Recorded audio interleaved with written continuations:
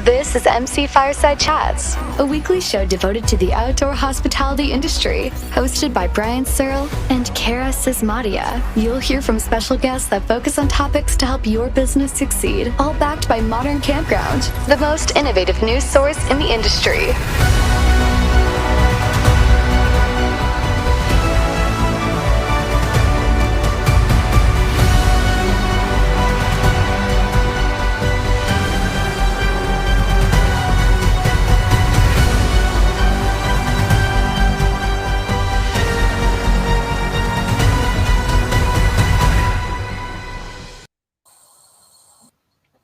Good morning, everybody. Welcome to another episode of MC Fireside Chats. My name is Brian Searl with Insider Perks, here with a amazing cast of characters, as always, with Cara Csizmadia from the Canadian Camping and RV Council, Mr. Darryle Busa from Modern Campground, Editor-in-Chief. I am at a hotel in Canmore, Alberta. We're trying to see if I can actually have good quality audio and video for 1 week here. The production value of the show, as Cara pointed out backstage earlier, is just absolutely amazing. We have no idea. Well, I have no idea what we're doing. Everybody else does. But super excited to be here with you guys. We're going to talk about all things glamping today. Going to go around the room here, let everybody introduce themselves. But just a quick reminder, we are available as a podcast after the show. Google, Spotify, Apple Podcasts, all those kinds of places. If you're watching us on one of our many Facebook pages that we're broadcasting live on, feel free to drop a comment in the chats and we can kind of ask your question to any of our panelists, guests here, and get you guys involved in the conversation. So let's just go around the room, have everybody introduce themselves. Mr. David Korse, would you like to start us off? Sure. My name is David Korse. I'm one of the owners of the Glamping Show coming to Colorado in just over 2 weeks. Good morning and hi, everybody. Hi, David. Thanks for joining us. Thanks for joining us, David. Mm-hmm. Welcome, David. Yeah, I mean, whoever wants to go next, please go ahead.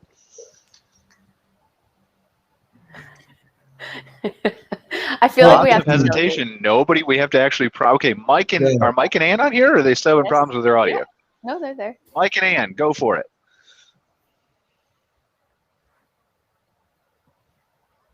Oh, I spoke too soon. Maybe. Can't hear them. I don't know Mike if you guys and Ann, can, but I can. Like, now we can. Well, I thought we could. No, yeah. Amazing, like, production value here we've got going on. Let's go with Edward from Waard Tenten. Hey guys, I'm Edward, one of the partners at EGH Distribution, and I'm here representing Waard Tenten out of the Netherlands today. Welcome, sir. We really appreciate it. Looking forward to talking about your products and the things that you offer. And then we've got Ruben from the American Glamping Association and 10 other things, I think. Hey everybody, Ruben Martinez. Among some other things, I'm a founder of Glamping Hub and the American Glamping Association. And as I like to say, I talk glamping all day, every day. So very happy to be here, and thanks for having me. I feel like there are worse jobs, Ruben, than talking glamping every day. Yeah, so, I always joke that one, I'm scared to death the day I have to get a real job. So yeah. That's what I keep expecting to do, but I've been doing it for 10, 11, 12 years, however long it's been going. So I'm just crossing my fingers and hoping it continues. So I'm really excited to have all of you guys here. I think we want to start off, Cara, I believe, with Mr. David Korse. He's got a really awesome Glamping Show USA that's coming up here at the beginning of October. I think the 5th and 6th, David, is that right? Actually, the pre-show workshop starts on the 4th, so 4, 5, and 6, yep. 4, 5, and 6. I was at this show back in 2019 when the world was normal, and glad we're getting back to that and we can have more in-person shows. Did attend the virtual one last year, which was great as well, but obviously super excited to be back, shaking hands, eye contact with people, stuff like that. I wish I could personally be there. I'm stuck in the Great White North in Canada. But David, tell us a little bit about your show and some of the things that you have lined up for people. Sure. Well, nobody's happier to be face-to-face again than we are. It's been a long 2 years since we were in Colorado together back in 2019. For those who were with us in 2019, I guess the things you're going to see that are different, the pre-conference workshop I just mentioned, we're going to have organized and sponsored by Ruben and the American Glamping Association. Awesome. Ruben has a bunch of 10 or 11 different speakers called Glamping Business Basics. really designed for people who are new or relatively new to the marketplace, kind of an overview of all things glamping business from 1 to 4:30 on Monday. And that evening, I'll steal his thunder. The AGA is hosting a reception at the Lazy Dog Cafe down the street, to which I understand basically everybody's invited. I know that we're going to be there. Tuesday, the regular conference program starts with 8 sessions over 2 days and some great speakers. Conference program was really popular last year. We've got more than twice as many people registered for the conference this year. Amazing. In 2019. And staying with the theme of more than twice as much, the expo component happily has grown to more than twice the size it was in 2019. The indoor exhibition space is sold out. We sell any more space, we're not going to have room to sit and have coffee. And the outdoor space is 3 times the size it was in 2019. We had over 50 structures that were going to be there. Had a couple of late-minute cancellations from companies in Europe and the UK that are not allowed to come to the States under the current situation. So we've had a couple of people that had to drop out only because they can't get here. Sure. Even Edward has had some challenges getting product and his team to the States from Canada. So more than twice the size of the expo, more than twice the size of the conference program. Should be a great place to meet folks, to network with your colleagues, and to just celebrate glamping, because none of us wants to have that real job. We all want to be like Brian when we grow up. Right? I mean, Dreams. this is interesting to me, David, right? Because like glamping is a buzzword. Well, it's much more than a buzzword now. It started off as a buzzword, and it's like I feel like it's quickly gaining popularity all over the world. Like we're covering with Modern Campground, and Darryle knows this. Like glamping is a word that's being used in Australia and Asia Absolutely. and South America and Africa and everywhere. Like it's glamping, and it's just continuing to, like, it's in its infancy still. So tell us, David, what, like, for the people who are familiar with the campground industry and all those kinds of things, we've obviously got like Arvik's National Show, we've got KOA Show, we've got Yogi Show, and some aspects of those naturally touch on glamping. But what really sets your show apart is the dedicated must-see show or must-attend show for glamping specifically. Well, I think you just said it, Brian. Thanks for the commercial. Yeah. I think all the other events come from the perspective of the organizer. So the Arvik show is from the perspective of the association, what they're trying to do in terms of resources and education for their members. KOA is doing the same thing, and on. We're the only ones, I think, that are just sort of unaffiliated with anybody else. We're just attacking and covering the whole phenomenon of glamping, or whatever you want to call it, as it relates to the luxurious outdoor tourism sector around the world, and particularly for our event through the Americas. As Edward mentioned a little earlier, he's getting ready to leave for the UK tomorrow or the next day, because the Glamping Show in the UK opens later this week. So they're covering Europe and the UK, parts of the Middle East. We're covering the Americas, and maybe one of these days we'll have other things that cover other parts of the world. But we're about the glamping. It doesn't matter if you're part of an association. We have education that we think will help for you. But it just focuses on this particular sector more than the broader campground, RV park, kind of everything outdoors that some of the other events are covering. So just a little different perspective. I think the education opportunities, all of them is excellent. It's just each is coming from a slightly different perspective. We're trying to be Switzerland here. We're trying to be in the middle, kind of objective, without a vested interest in any one sector or geography. Great.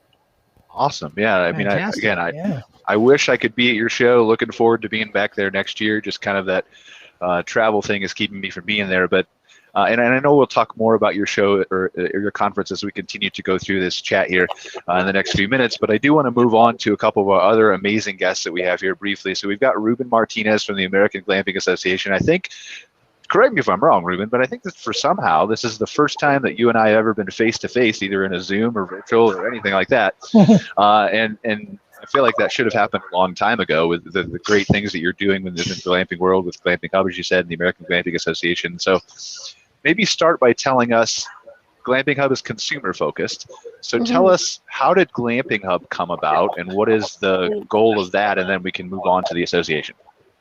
Yeah, we started Glamping Hub about, almost 11 or 12 years ago now, and there wasn't really anybody focusing on glamping within specifically the United States. But you couldn't really find an easy way to find information about good places to go, information around pricing, or even just to book. And so just early and decided to create a listing website that allowed people to look at glamping operations and to book glamping sites all over the world. So we transact in over 100 countries. Australia, New Zealand, and Canada are big markets for us as well, and in Europe as well. But 70% of what we do is here in the United States. So it honestly started because information was fragmented and nobody could really go out and find this type of outdoor travel and information to book easily. And honestly, this is the way that I like to travel. This is my preferred method, being able to be outside in the great outdoors, but have a certain level of comfort. So at that point in time, I just thought I can't be the only one in the world who wants to travel like this, and so that was the birth of Glamping Hub. I feel like you've proven that to be a true factual statement now, instead of just an idea that there were other people like you. I know Glamping Hub has a tremendous amount of success, so just looking forward to seeing that continue and evolve. And like, how do you place yourself in the worlds of like the Airbnbs? I mean, I know there's a difference. You're focused primarily on glamping in the outdoors. Airbnb, just like the conferences, Airbnb has some of that. But how do you see yourself in that kind of landscape next to the Airbnbs and the Expedias long term? Yeah, Airbnb, for example, will always be focused on the apartments and city centers and those home sharing, and Booking.com will be focused on hotels. But our focus, and we believe our greatest value, is that we are providing a just direct focus on just this outdoor unique travel and glamping. And so, therefore, we're going to have campsites. We're not going to have hotels. We're not going to have bed and breakfast. We think that, and we're confident, we know from, over the years and over the decade that we've been doing this, that this has, this will continue to grow at a rapid, rate. And to your point earlier, as you say, the word buzzword, I mean, since we've been doing this for over a decade, since the beginning up until today, I've been hearing how people say, is this a fad? Is it going away? How long is it sticking around? But we've been having that conversation for over a decade, and every year has been tremendous growth. And so we just believe that if we focus on, this very specific niche within the market, that will continue to add a lot of value to our hosts, because our guests who go stay at that Airstream in Joshua Tree, or the Treehouse in California, or the Safari Tent in New York, they are specifically looking for this type of stay, right? They're typing in glamping accommodation near me or Airstream rental Austin, and that's how they find us. So we will let Airbnb do what they do, and they're very good at what they do, Booking.com as well, and we'll continue to put our heads down and just focus on providing unique experiences for people all over the world. Right. Ruben, I I'm think there's interested in hearing about. Oh, sorry, Brian. No, go ahead, Cara, please. Yes. I'm interested in hearing about the association and its background, how it got started, how old it is, what your membership base is like, those kinds of things. Yeah. The association actually just started as a side project between actually the founder of Under Canvas, one of the largest operators here in the United States, Cara Csizmadia, and I, to help standardize the conversations that we were receiving on a daily basis. People asking questions about, insurance, or how do I get a loan through, an SBA loan? What kind of, structure should I pick? And so we decided that the industry at that point in time, years ago, needed an association that would help provide tools, resources, a network, a community to people who are actively going through this process. Over the years, and definitely over the last 2 years specifically, there has been a development boom that we haven't seen ever in this space across mom and pop shops, across large hotel groups, institutional investors. And it doesn't matter if they are the person who's well capitalized with $500 million in the bank, or somebody who has 20 acres that they're going to put 1 or 2 units on. It could be a tough navigation to get it, permitting done, ADA accessibility, just picking, should I be doing food and beverage? And so we help anybody and everybody in the space get to their version of their finish line. And there isn't really, this isn't the hotel world. This isn't vacation rentals for apartments. It has a very distinct asset class, a very distinct checklist. And so we're just here to help people along their journey and get to their version of their finish line. Awesome. It's amazing. Yeah, I mean, it sounds... Go ahead, please, Cara. No, Sorry. please. I already cut you off once. It's your turn. No, and that's part of what I was going to say, actually, as we talk to, this is really conversational. I know we've got a lot of guests on the show today, but happy to have David or Edward or Mike and Ann, if their audio are working or whatever, jump in, ask questions of each other as I'm talking to them. We really want this to be conversational. Interviews are great, but we'd really rather have you guys jump in and talk about anything you want to. But yeah, the association, all I keep hearing are good things about it, Ruben. And I have a side bet with myself that Randy is unaware of, but I'm going to just mention Randy Hendrick's name every show until I can't anymore, just somewhere slide it in there. But he keeps telling me about these amazing AGAs that actually, I think there's one probably going on right now during our show. And Randy was on it, and he was telling me just how great these calls are for communication, for bringing the group together. So tell us a little bit about that benefit of the association, Ruben. Yeah, the way that it was set up, because this is not our, we've got a great group of advisors, a great member base, and the best way to think about it's really for the people, by the people. It's one of those where, it's not just industry leaders or it's people who have just opened up their glamping operation, last month, who are giving real life context to situations that will help people get to their version of their finish line. And so it's not a guidebook around here's the 4 ways that here's the 5 steps that you need to follow. It's really people helping people. It's people who have been there, who have done that, who have learned hard lessons, who have made a bunch of mistakes, who've had a lot of success and everything in between. And so it really is a network and a community for people to say, listen, I know I want to do this, but help me along my journey. And, it's real people helping other real people. And it's not like I said, a checklist or a guidebook. And we have versions of that. But when you for example, purchase 75 acres and maybe you've raised a little bit of money and you need to jump into this, you can do a bunch of Google research and, read a book or figure something out. But at the end of the day, it's great to talk to people who've gone through it and who've experienced it and who can give you context. And so I think that's the best way to explain it. It's people, for the people, by the people, helping other people get to their version of their, business plan and their success. And so I think because it's driven by a great group of members and a great group of people who just know what it's like to struggle through a new business. I mean, they're all entrepreneurs in a way, and because somebody most likely has helped them along the way, they're very eager to turn around and help other people, because a great part of it is just that compounding effect of would love to help you out because somebody helped me out. And when we can do that, especially with the amount of development that's going on, it really just helps everybody, right? It's the rising tides theory, and it really is true with what we're trying to do. And I think the best thing that we see is that early on, before we started the association, quite a few people just they would give up, right? They didn't have the tools, didn't have the resources. It was too hard.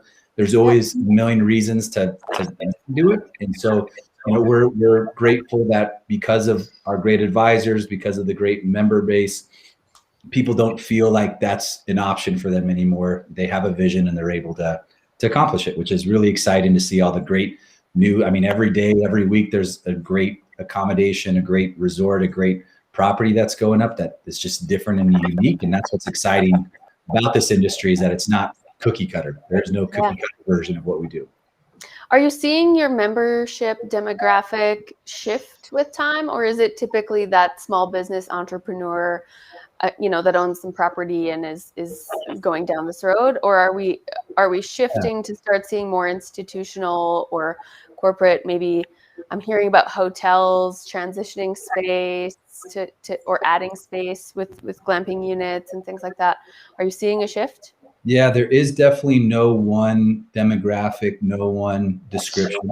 The amount of institutional capital has gone into the space over the last 2 years. I mean, it's not $1 million here, $1 million there. It's hundreds of millions of dollars at a time into projects.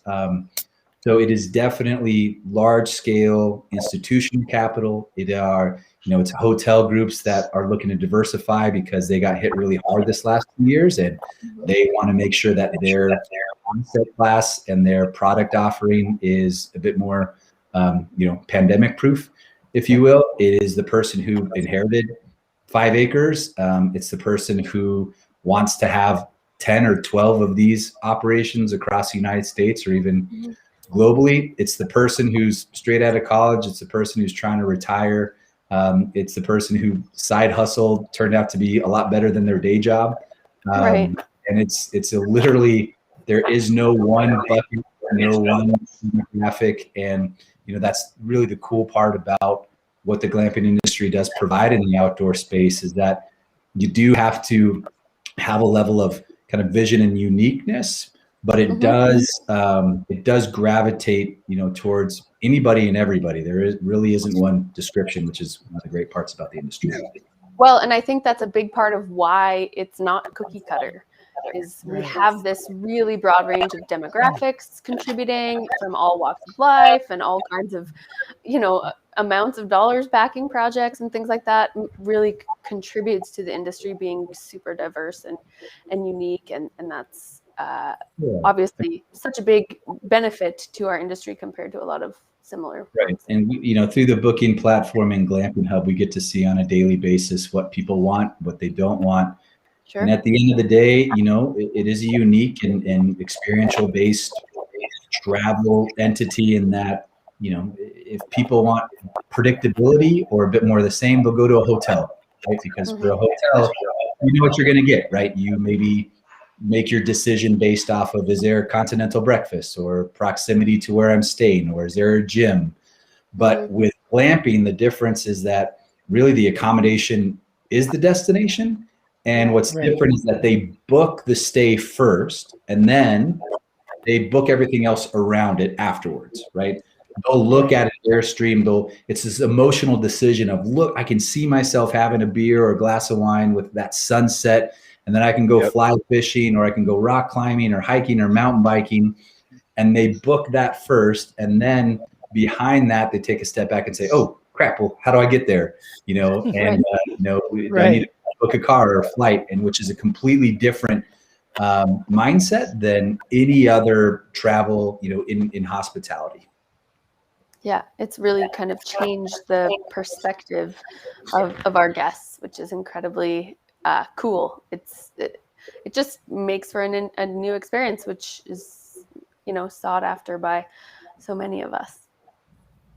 Well, and it's opened up a lot of new opportunities, right? And so as glamping becomes more widespread, as more people adopt it, as more consumers flock toward it, there are naturally a need for suppliers like Edward, who's on the show, to fulfill some of these needs for unique accommodations, unique experiences, to help kind of shape that. Yes, there's the Airstreams of the world, but there's all kinds of different tents and yurts and teepees and huts and all kinds of things. And so, Edward, tell us a little bit about what your company offers, kind of how you got into it and where you see your role evolving to. Oh, okay. So, we're a distribution company essentially, and we represent a couple of manufacturers out of Europe that didn't have anyone here looking after them when we got going. Main two being Waard, which is a company that's over 70 years old. Their main principles around groundbreaking design, exceptional quality, lifelong dependability, and then of course another key word that's kicking about, sustainability. So Sure. Waard control every aspect of their manufacturing process. So, and they are also, mostly tents and structures. They are made from cotton, aluminium, and then wood sourced from sustainable source of areas. That we work with is called Creative Structures. Now, when we started talking to David, we were hoping that we would come to the Glamping Show with every product that we have under the sun, but sadly, because of the current global situation, we're just not able to move around that easily. But what we really try and do is talk to people that are starting these resorts and build them some custom to what they want to have. We have a set range of products that you can choose from, but we want to be the company that people come to and say, I'm here, I'd like this, can you do it? And we want to be the company that says, yes. I'm not actually that far away from you, Brian. I was in the mountains at the weekend. I'm now back in Edmonton, Alberta. So what we're trying to do really as a company is get out there. We're brand new to North America and show people that, there are alternatives to the products that are out there. And also there are companies willing to make something for you custom, which is us. Yeah. Where are your manufacturer facilities located? So at the moment, Waard and Creative Structures are manufactured out of the Netherlands in Europe. And there is a very strong possibility that within the next 12 months, both will be moved to here in Canada. Yay. Nice. Oh my gosh, Yeah. that's lovely. I have so many operators really looking to support Canadian-based manufactured businesses, and I have a hard time finding good matches. So I am a champion of that. Please do that. Well, we're trying to skip. I will say this too, Edward. When you or if you move the manufacturing here in the next 12 months, then reach out to Cara and I again, and we'll come up and tour your manufacturing plant. Maybe do a dedicated show on it. I think that would be really interesting to see how some of that stuff is made. Yeah, that'd be awesome. I'm in Calgary, Edward, so nearby as well, so we can wonderful. work something out for sure. The Waard stuff it's handmade. It's made by people. It's not plastic. It's not made by machines. It is people sitting in the warehouse and creating this stuff by hand. The Waard in Europe is a very, very well-known brand, and I know that in the glamping world, Dutch companies are held in a very high regard. It's just taken Waard a few years to get everything geared up to a stage where they want to move abroad, but they feel pretty strongly about when the time comes, shifting the manufacturing and cutting out the middleman, which is the shipping. I don't know who's dealt with shipping recently around the world, but it is an absolute nightmare. Absolutely. And also, let's be honest, its footprint on the planet is awful. And we're trying to build products from the earth for the earth. And the whole idea is that these products are sustainable. You can replace every single part of them and they last for a lifetime. So that's where they're very forward thinking. And that's, I think, the direction that a lot of good manufacturers are going. They are moving towards, let's do things more locally. Let's try and create products that last forever. Waard are very unique in the fact that they own the whole of their manufacturing process. It is all made in the Netherlands, from the cotton to the canvas, to the wood, to the aluminium. So we are also in a unique position where we can be very competitive with products that usually are significantly lower in cost. And that would, and we're more sustainable doing so. So we see ourselves, we're brand new to North America. We haven't got much of a footprint here whatsoever. And we're really, really, really excited about what we could achieve.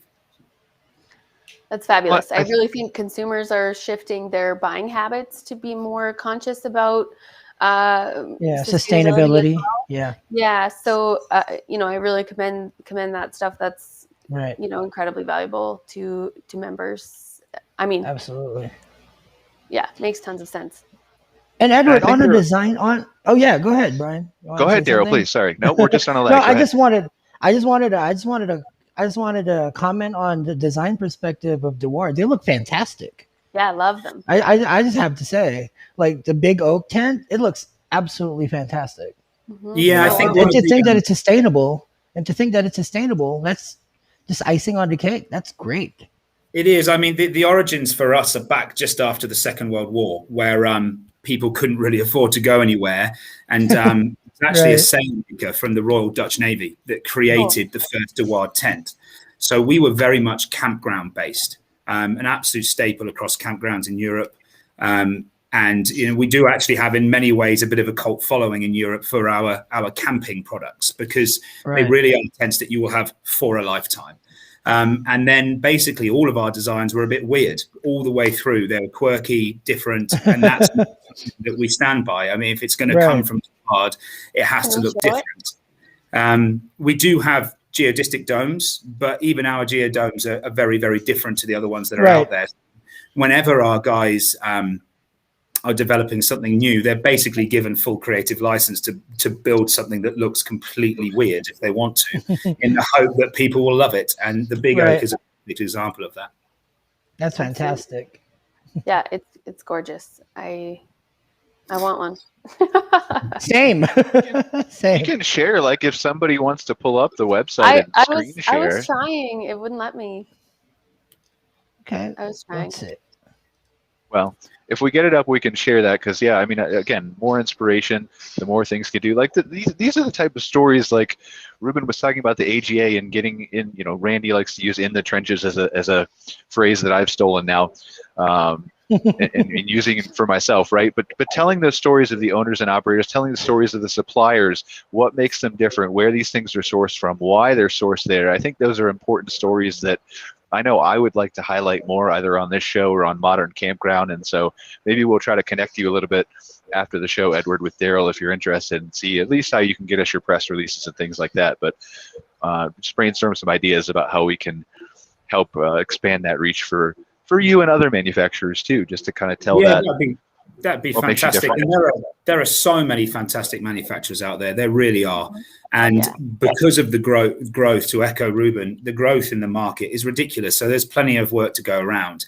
And I know, being in Alberta, and Brian and Cara, you'll be able to echo this. I've seen people up mountains that I have never seen walking before.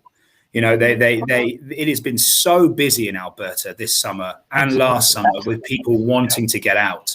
I can't see it slowing down. I really can't. Elk Island Retreat, just outside of Edmonton, is fully booked for the next 2 years. They've got four cabins and 4 domes.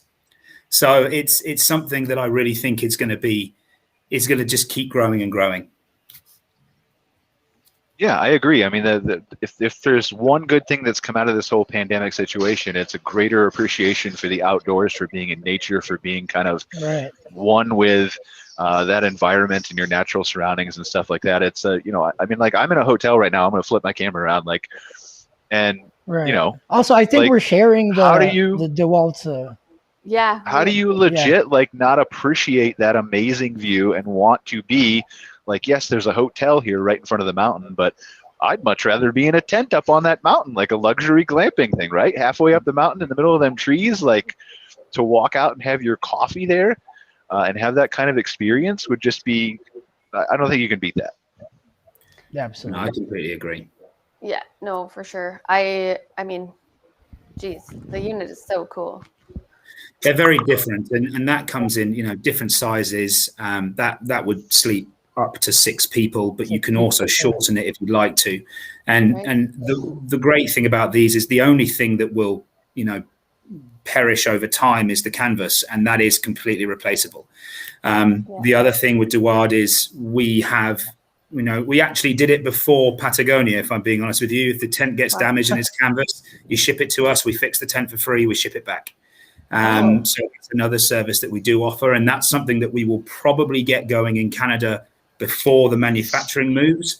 But the hope is that in the not so distant future, we are busy enough here to justify bringing the actual manufacturing and creating jobs in North America. Whether it makes more sense to do it in the States or more sense to do it here, we're not sure yet, but it's definitely something that we are aspiring to achieve in the pretty near future. Exciting. Is this a good time to tell people they can come see these things? They can. David and I started speaking about 6, 7, 8 months ago, and we were hoping to be representing Waard Creative Structures and Tubo at the Glamping Show USA. Sadly, our other 2 European partners couldn't get product to us quick enough, and they also weren't able to travel. But we already had equipment for Waard in the country. So we are coming down with our Waard inventory. And then our hope is that things have gotten a little bit easier and we can bring everything next year. Cool. Here's DeWaardbusiness.com. That is our Waard website. Yes. Awesome. Here's what we need, David.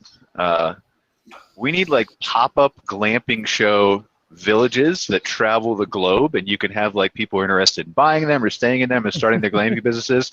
So you can have the main conference in October, but like maybe once every 2 months or something, or quarterly, just a pop-up glamping village that shows up on a Bermuda island somewhere. We can all come stay there and have beers together and sit by the ocean and talk about buying all that stuff. Right. Sounds Hey, Mike awesome. and Ann's here. Yay. Hi, Mike and Ann. Hello. Are you here, Mike and Ann? Yay. Yes. Aloha. Aloha. Lovely. Mike and Please Ann, introduce yourselves. Yeah. Yes, introduce yourself. Tell us. So we're nomadic, hence a lot of issues running around our little Oh. 1995 Now we've relocated to a library, hacking if possible. But yes, and we're avid glampers. We wrote the first book on glamping in North America, and which sent us Comfortably Wild. We've been traveling for 10 years. We quickly realized this is the best style of lodging travel experiences you could have. So to hone in on that, having tried like every style, fancy hotel to normal campground, and we just fell in love with glamping. And we love this community. Amazing. So for those of our audience who don't know you, who aren't familiar with HoneyTrek, tell us, how did you guys get into this in the beginning? What's your origin story?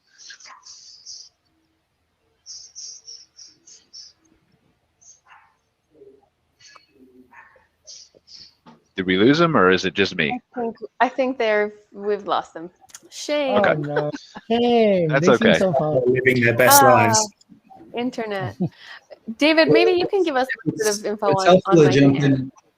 Sure. This will be wrong and overly simplified, but the story, the way I heard it and like to retell it, accurately or not, is into glamping. They went on a honeymoon and went glamping in their 1975 Dodge Ram pickup truck with an in-bed camper who they call Buddy. And so the three of them, Buddy and Ann and Mike, went on the honeymoon, and that was about 1 million years ago, and they have yet to return. They just went from glamping site to glamping site to glamping site, started blogging about it. One thing led to another. The book they mentioned, they published sort of their 150 favorite places in North America. They have been to Europe now. They've toured just about everywhere you can go, and the best example I can think of social media influencers, people who just started doing something for the love of it, and it turned into, what you call it before, a side hustle. This has turned into their life. So they go from place to place and talk about it and share best practices and help people understand as operators what they can do to attract people. They're leading a session for us. They're the lead speakers in a couple of weeks about the guest experience. And that's really what glamping is about. It's the experience more than anything else. And they become passionate and expert about it. So they have about 1 zillion followers on social media. I'm not sure the right number, but it's a bunch. And they call themselves HoneyTrek because it's the trek they're taking on their honeymoon, which looks like it's never going to end. And I'm sorry they've had communication trouble, and they can yell at me later for giving the wrong story with this impromptu, spontaneous Ann and Mike story. And Buddy will be in the outdoor exhibit area. That's where their booth is. So the Buddy will be there awesome. and doing what they did. If they repeat what they did a couple of years ago, then it's a place to stop and see them, get an autograph book, and even a glass of warm mulled wine if they're going to. Wow! Created the expectation. Hey, y'all. Do we have him back? Hey, we heard some of Yes. So David did a great job of telling us how you got started in the industry. Not sure how factual 1 zillion followers is on social media, but a Right. lot, I'm assuming, is a good thing. And so congratulations on that success. Thank you. We're at about 300 on social, so pretty good Darn, following. that's And a lot. like I said, we've been at it for full time without a house. 10 years full time without a house. Cool. So before we Yeah, it's our full-time chance maybe losing you again, I'm sorry. I think we're just on a delay, so I don't mean to cut you off. So I'm going to say one more thing and then shut up and let you talk, and hopefully we'll get you. But tell us, like, how over the course of 10 plus years, how has your journey evolved as far as glamping goes? And as you see more of these companies, industry suppliers, people running glamping operations, both big, small, medium-sized, whatever, on different places, has your journeys and has your travel changed? You know, it's funny because when we wrote the book about, you know, glamping, the word like social distancing didn't exist. And it's amazing how, you know, in the past 2 years that was a secret benefit of glamping we would think of. Of course, we love the outdoors and getting fresh air and running wild in the forest. But, you know, who knew this would become such a value for, you know, people who didn't even know about camping or glamping. They all knew that they were going to they needed that space and that escape. So that's really been interesting to see glamping evolve. And one interesting way it has, and we love, for us, like the places we chose for the book were really not about the fanciest glamping experiences, but the places with heart, people who were really like owners that were following a dream and share a world with guests. Can you still hear me? Amazing. And so, but then with the pandemic, that's an interesting challenge because I feel like that personal touch is now like a little bit taboo. People have gone a little away from, let me show you around. And, you know, we've hugged, how many glamping owners have we hugged at the end, you know, because it felt like a personal experience. So now we're kind of navigating how to make these experiences personal while still respecting personal space. And I think there's a way to do it. I think, but that's an interesting challenge and evolution of glamping. And another thing, asking about like how our journey's changed, how we've seen the industry change during the last, you know, 8 years that we've been glamping around the world, is now since the pandemic, and even before the pandemic, this was starting, that people were kind of recalibrating their lives. They were thinking about the owners, you know, from the owner's perspective, they were thinking about getting out of the rat race, getting back to their land, you know, getting a deeper connection with, you know, basically with their land. And they thought glamping was a good way to bring some revenue. And now with the pandemic, that's just increased, you know, 2 or 3-fold in people thinking, hey, I'm done with the cities. I'm back on my parents' land. Let's set up a glamping camp. So we've seen a lot more of those pop up, which is really exciting. And yeah, we love working with those kind of camps to help them capture, because a lot of them don't come from hospitality. They just have a plot of land and they think, hey, for a couple grand, I can put some tents here, put it on Hip Camp, and I'll make lots of money and be a glamping camp. So it's always exciting to visit those people in their very nascent stage of development and help them build a real connection with their guests and just build a proper glamping camp. Cool. Right. So how does what you do fit in with what David does, with what Ruben does at the American Glamping Association? You mentioned consulting and helping people through the development process, so that's why I'm asking.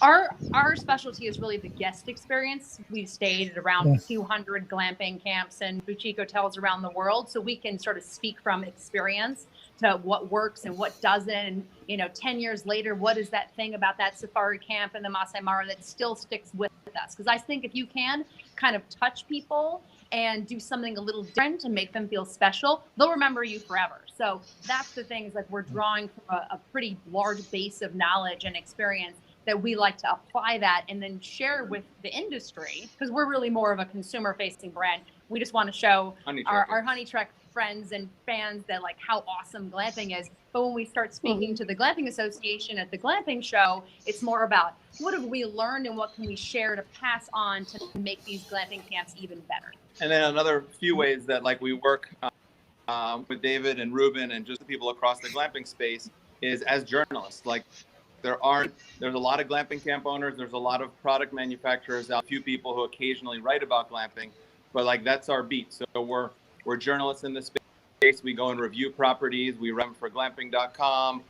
We write for Glamping Business, a regular column with them.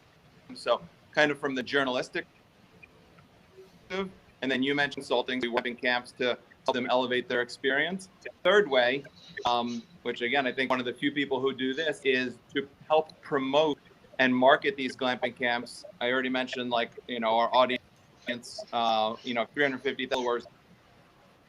We'll leverage that and our social media storytelling at glamping camps, or test their products and promote that to our audience. Use our photography, help them with storytelling.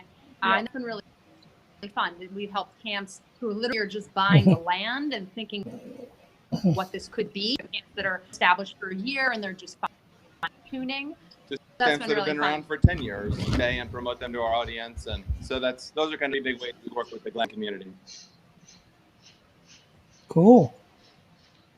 Sounds fabulous. Dream job. I mean, it's definitely a needed service, especially as the industry continues to grow. So super excited that you guys are a part of that and here to help, and excited to see where the future goes for this whole glamping thing, because I feel like the sky's the limit, and I feel like we're way down here, Right. And we're going to be way up here very, very, very quickly. And it's going to be thanks to people like you, to Ruben, to David, to all the other people, to Edward, to all the other people who are involved in this industry, hundreds and hundreds of people as we continue to grow. So I'm going to put you on the spot here, and I'm going to ask you, don't tell me the top 3 best places you've been, because best is subjective depending on what you want to experience and whatever, right? Tell me 3 places that are really, really unique, that stand out to you, remembering it forever, right? That you just were really impressed by.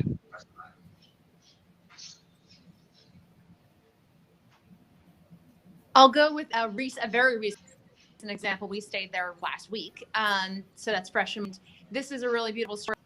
We were in Montana on Flathead Lake, the Flathead Reservation. So this was a Native American piece of, like, the piece of land that they had was within their family for hundreds of years, and they'd always thought about sharing that land because it's all being developed around them. They said, no, we're going to keep this pure land and share our experience. I mean, teepees are being popped up everywhere, but culturally the Plains Indians and that part of the world use teepees. So that really cool. We stayed in a teepee. They do a traditional storytelling at the end of the night, and it really felt like something. They weren't trying to overdo it. The accommodations were still pretty simple, but they were with, the Kootenai style of quilt. Learning about that in context of something larger was really, really special. I'll give a second one. I don't know if we need to do 3, but I'll give a second one, which still resonates with us even there probably 4 years ago. A place called Willow Farms, which is Washington State, right? Mm-hmm. And Oregon, women who just saw a piece of land they knew needed to be forested and bring animals back to that land. So they bought this huge farm, which I think was like 70 acres more, and they reforested it. They lots of history on it, and like pretty simple tents with outdoor showers, and they all get us to do goat trekking or harvest vegetables and see how a farm is really run. And I think a great place to go see where their food from. And that they just kind of let us be a part of their world for a little bit. They're, she was milking goats that morning, but for us to come join her and see it done and sort of shadow what they might think is a mundane day is something so cool, because access to us, glamping is a lot about access, and it's more the fanciness. It's like, so I don't know if it's just me, but you're breaking up still just a little bit. So Mike, could you say the name of that resort one more time that you were talking about? I think you broke up during this.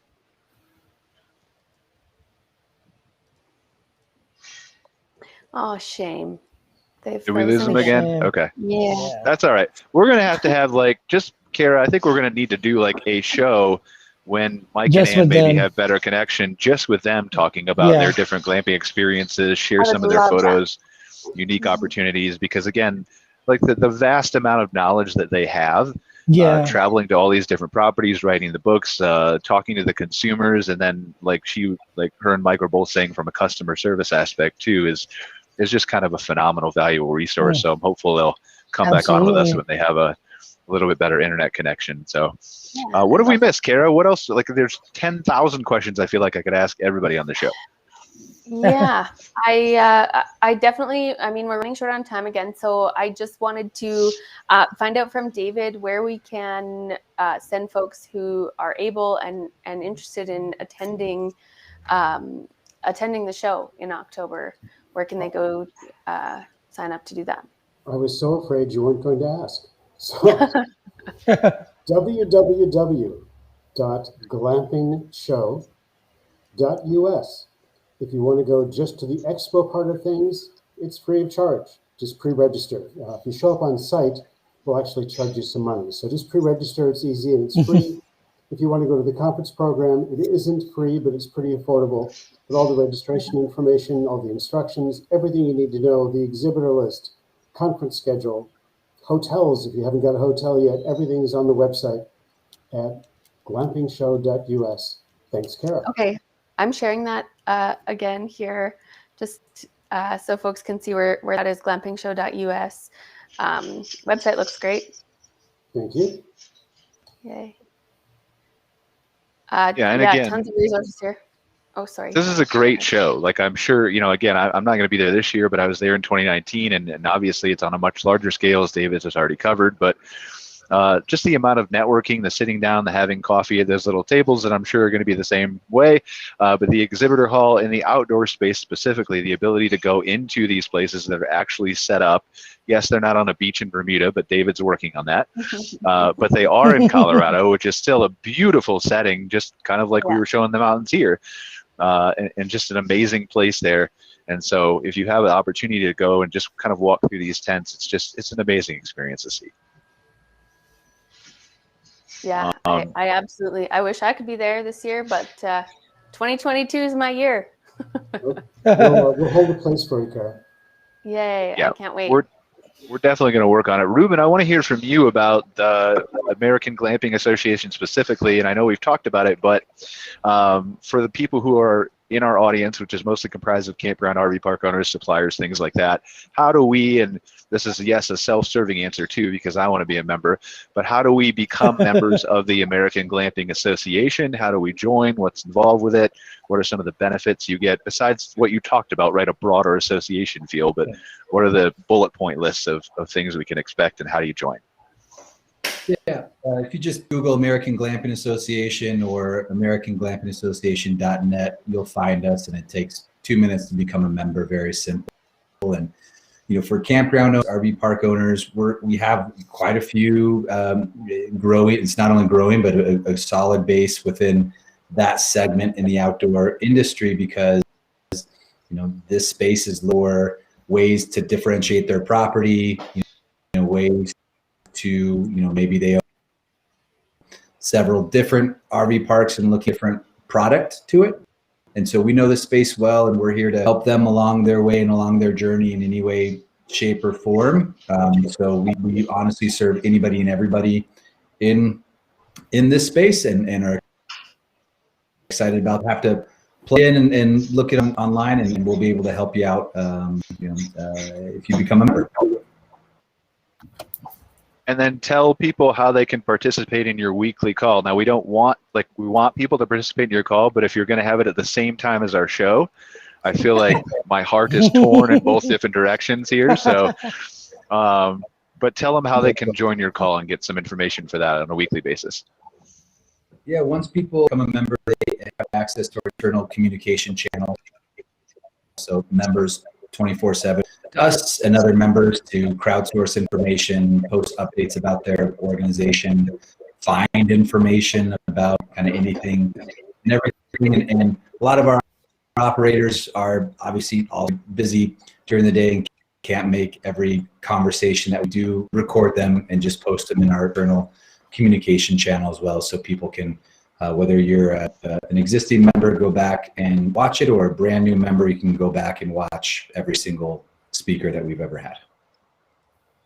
Fantastic. Yeah, that's a great resource. And then, David, real quick before I forget, touch on Glamping Business America's, is that right? Glamping Business America's magazine. Tell us briefly about that. Sure. It came out of what we did with the virtual event last year. We found that there were a lot of people who just physically couldn't get to Colorado and still had an interest in what we were doing. So we launched the magazine back in February. Issue number 4 is coming up as the show issue. We're actually going to print 1,000 copies and bring them to Colorado with us, so people will have a real magazine and directory for the show to hold. But it has content. Ann and Mike are regular contributors. We have several regular contributors, new contributors every quarter. It's 4 times a year. Subscriptions are free. You can subscribe on that same website at glampingshow.us, and up on the navigation bar on top, it says magazine. You can read previous issues and subscribe. We have over 4,000 people subscribing so far, about 3,000 here in the States, a little over 300 in Canada, and about 500 that are in Latin America. And the last 150 or 200 are every place else. So people in the Middle East and Asia and Africa and all over the heck and gone who are also subscribing. So content for the business person who is in the glamping space, how-to tips, advice, lessons learned, suggestions, keep an eye out, things we hope will have business value. It's not designed as a consumer magazine. It's designed for trade professionals to try and help them between shows when we're not doing things in Bermuda with Brian to keep up, to see what's happening, and to have a source of information. So Glamping Business Americas. Awesome. Thank you so much, David. And then Edward, briefly tell us with the Waard, logistically speaking, like we have Modern Campground. It's a global audience. We're growing our viewership in Europe and all those kinds of places, or readership, I should say. But disproportionately, we have more North American park owners and operators who watch us, read us right now. So tell us, what are the logistics involved with someone who wanted to get one of these sustainable glamping products that your different manufacturers offer? How do they go about doing that if they're located either stateside or in Canada? So the easiest way is to contact us straight away. We do carry inventory here in Canada. Sometimes it doesn't make sense for us for it to go from the Netherlands to Canada across the border into the States because of all the rules involved. So more often than not, we would just ship them directly from the Netherlands to the States. However, if you're in Canada, we do hold inventory. So the lead times and such at the moment, I don't think it matters which manufacturer you talk to. The lead times they're long at the moment, shipping and the prices of commodity, getting hold of things to build your resort, your new venture, it's taking longer than ever. So no matter which manufacturer you're talking to, I recommend you start talking to them soon. We have lead times at the moment. Some of them are as long as 5 months. So if you're looking to get something up for next spring and really hit the ground running, it's something that you probably need to be looking into sooner rather than later, regardless of who you choose to deal with. Right. Awesome. Thank you so much, Edward, for being on the show. Do we have Mike and Ann back? Nope. I don't think so. Shame. No, I thought I just saw him pop up, but that's okay. All right. They So we will get Mike and Ann's contact information. I think they probably have, obviously you can follow them on social media. It's probably. Yeah, they are at HoneyTrek on social media. So their Instagram account is fabulous to follow. They've got all kinds of great fun content there. I know they're on LinkedIn under the same at HoneyTrek. So yeah, follow them. Go follow them. Check them out. Yep. Have them come visit your parks.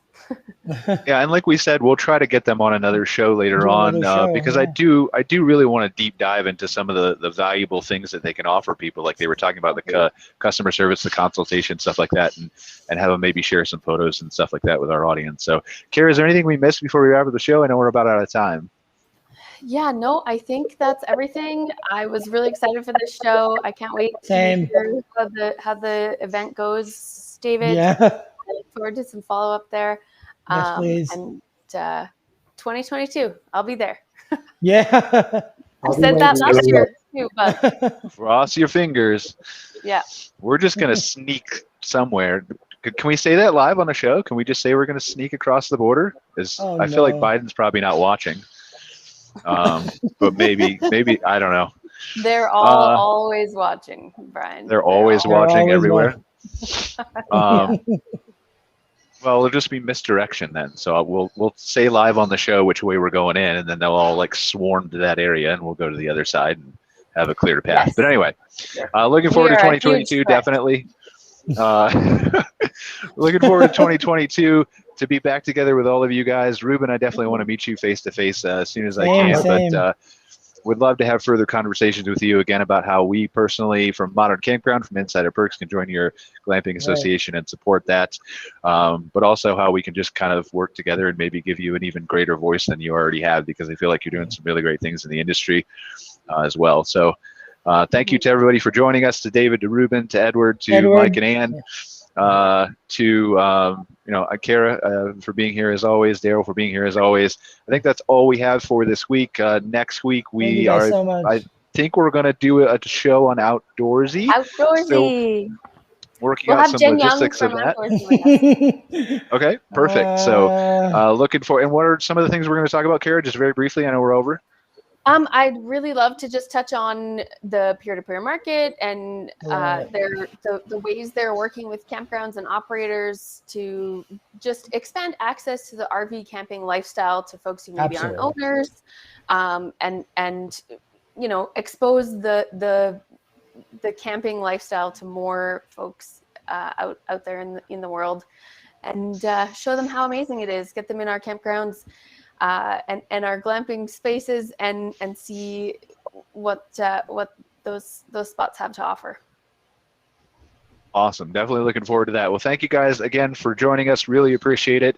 Thank everybody for watching another episode of MC Fireside Chats. We will see you next week with Outdoorsy. Until then, have a great one. Aloha. Appreciate it. Thanks, guys. Have a great. Thanks for watching this episode of MC Fireside Chats, hosted by Brian Searl and Cara Csizmadia. Have a suggestion for a future show, or want to see your campground or company as part of an episode?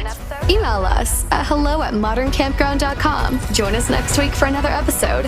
And don't miss the latest outdoor hospitality news and commentary from around the world at moderncampground.com.